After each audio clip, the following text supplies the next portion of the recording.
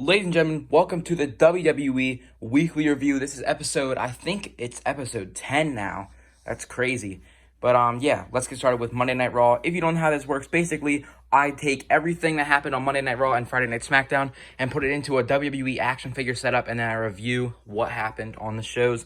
Let's get started. Starting off over here, we still have WWE hyping up Rhea Ripley. What I think is going to happen is Charlotte Flair is going to win a match, something like a Battle Royal or something. The winner faces Asuka at WrestleMania. And then right after that, Rhea Ripley will show up. And then maybe that'll set up for Rhea Ripley, Charlotte, and Asuka at WrestleMania for the Raw Women's Championship. But yeah, they're hyping up Rhea Ripley. And she still is not on the show yet. So then over here, we had Drew McIntyre talking backstage, and then Sheamus attacked him from behind. So this storyline's still going, and then they decided to have a no disqualification match between Drew McIntyre and Sheamus, and they were beating the crap out of each other. This was a 5-star match. And then eventually, they both picked up the steel steps, and they rammed at each other. The steps both hit each other in the head. Drew McIntyre went flying over the barricade. Sheamus had the steps drop right on his face, and the match ended because neither of them could get up and compete. And a lot of people didn't like that, but I didn't really mind it because obviously we're going to get them to fight again maybe next week or at Fastlane or something. So, yeah, pretty good match.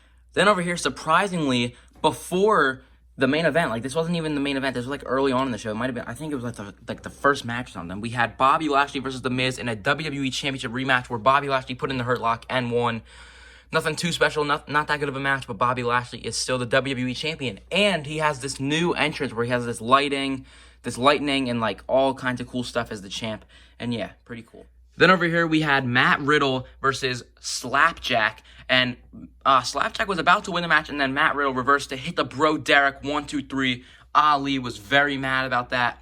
And we're getting Mustafa Ali versus Matt Riddle next week on Monday Night Raw, where I think it's going to end in disqualification or something, and then we might get Mustafa Ali versus Riddle at Fastlane.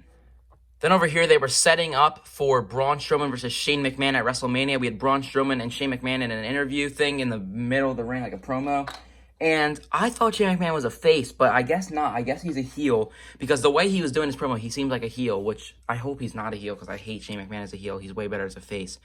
But he was getting all the way out of the ring. He ran out of the ring, and then his promo was horrible. He was calling Braun Strowman stupid and stuff, but then he was saying he wasn't, and it made no sense. But it was a horrible segment. It was 5 minutes long, the promo too. It was awful, but Braun Strowman versus Shane McMahon is going to be a good match, so I don't really care about that. But yeah.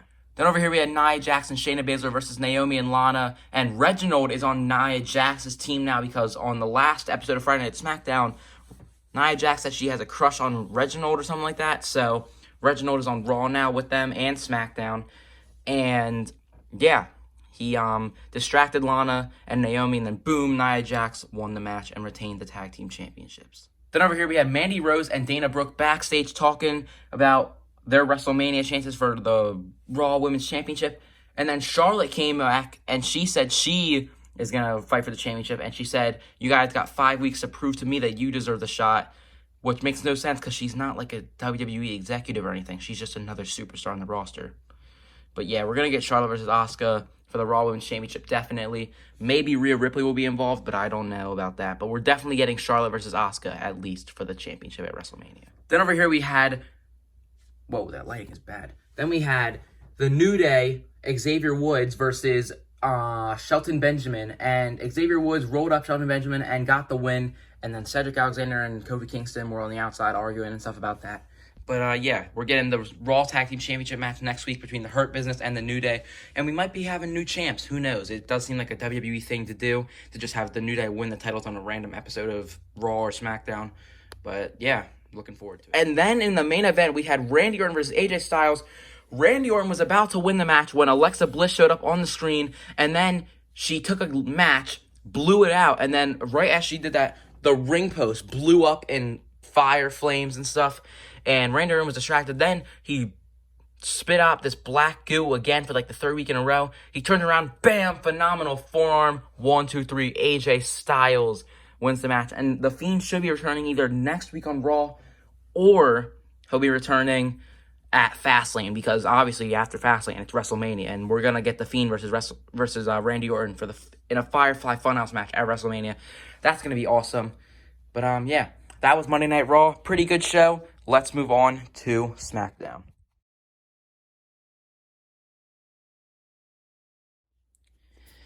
All right, so over here we have SmackDown. This was a pretty good show, better than Raw. And look how filled up this ring is. I'm just gonna say that. That's pretty filled. But anyway, let's get started. We'll start over here with Nia Jax. So, since Nia Jax and Reginald are now like dating or something like that, we had Nia Jax and Shayna Baszler take Reginald on a shopping spree where Reginald tried on all these different suits. Shayna Baszler did not want to be there. Nia Jax did, though. And that was a pretty funny segment, and I'm actually kind of liking the storyline because Reginald is awesome. I know a lot of people don't like him, but I love Reginald. He's awesome. But, yeah, let's move on. Then over here, since a week from Sunday, we're going to get Sasha Banks and Bianca Belair versus Nia Jax and Shayna Baszler for the Women's Tag Team Championships. They were talking about WrestleMania and the titles and all of that. And Sasha Banks said she's the Michael Jordan of the women's division. And maybe someday Bianca Belair will be like the LeBron James. And she's basically saying that she's the GOAT and she'll be the second best. And yeah, this was on the Kevin Owens show, which is why Kevin Owens is sitting there. And they were both arguing back and forth until Nia Jax, Reginald, and Shayna Baszler came out. And then after that, we got a match where it was Sasha Banks and Bianca Belair versus Natalya and Tamina. And Natalya and Tamina won. Can I just say how stupid that is? They beat the SmackDown Women's Champion and the Royal Rumble winner and possibly soon to be the Tag Team Champions. I think that's stupid. But anyway, let's move on. Then over here, we had Cesaro versus Murphy again, and Cesaro had Murphy in the Cesaro swing, and then bam, Seth Rollins, who was watching up at the top of the stage, attacked Cesaro, hit him with a curb stomp, then hit him with a second curb stomp, and then he wrapped the chair around his neck, and he was going to give him another curb stomp and end his career, but luckily, the officials caught Rollins and allowed him not to do it, and that makes me think that we're going to get Cesaro versus Seth Rollins at Fastlane. Like, obviously, that's happening, but maybe we're going to get this at WrestleMania too, and Cesaro will win. That would be awesome. And, yeah, this storyline is really good, so, yeah. Then over here, we had Sami Zayn and Baron Corbin arguing about who's going to fight Big E for the Intercontinental Championship when Corbin threw Sami into the ring. Big E beat him up, and then we got Big E versus Sami Zayn for the Intercontinental Championship since Big E is back. And after the match, after Big E won, Apollo Crews came in and attacked him with two suplexes now. That's his move. Then he hit him with the steel steps, and he stood tall on top of the steel steps. He didn't hold the Intercontinental Championship up, but I thought it'd be a nice addition since we're getting Apollo Crews versus Big E for the Intercontinental Championship at Fastlane, where Apollo Crews could actually win the title. And then back here behind Apollo Crews, we had the Street Profits and Rey Mysterio and Dominic Mysterio versus Alpha Academy, which is Otis and Chad Gable and Dolph Ziggler and Robert Roode. And this makes no sense because Otis and Dolph Ziggler on the same team. I get they're both bad guys now, but like, come on, Otis and Dolph Ziggler would never be on the same team, ever. But anyway, the Street Profits and Dominic Mysterio and Rey Mysterio did win the match. And that was actually what kicked off the show, I'm pretty sure. I don't really remember. I don't watch the show. I just watch the clips and then review it. But, yeah. This could be the match we get at WrestleMania. We could get Street Profits versus the Mysterios versus Alpha Academy versus Ziggler and Roode at WrestleMania for the Tag Team Championships. That'd be a pretty good match, especially if it was like a ladder match or something. That'd be awesome. Imagine a From the Heavens from Montez Ford off of a ladder. That'd be awesome. But, I think with all that being said, let's move on to our main event. Over here, we had Daniel Bryan and Roman Reigns signing the contract. And of course, Roman Reigns, at the top, it was at the head of the table. And he goes, yeah, I said a couple weeks ago that if you beat Jey Uso, you get the title match. And I said that you'll get it. And then he goes, but that was a couple weeks ago. I changed my mind. I don't want to fight you. So the answer is no, you're not getting your match.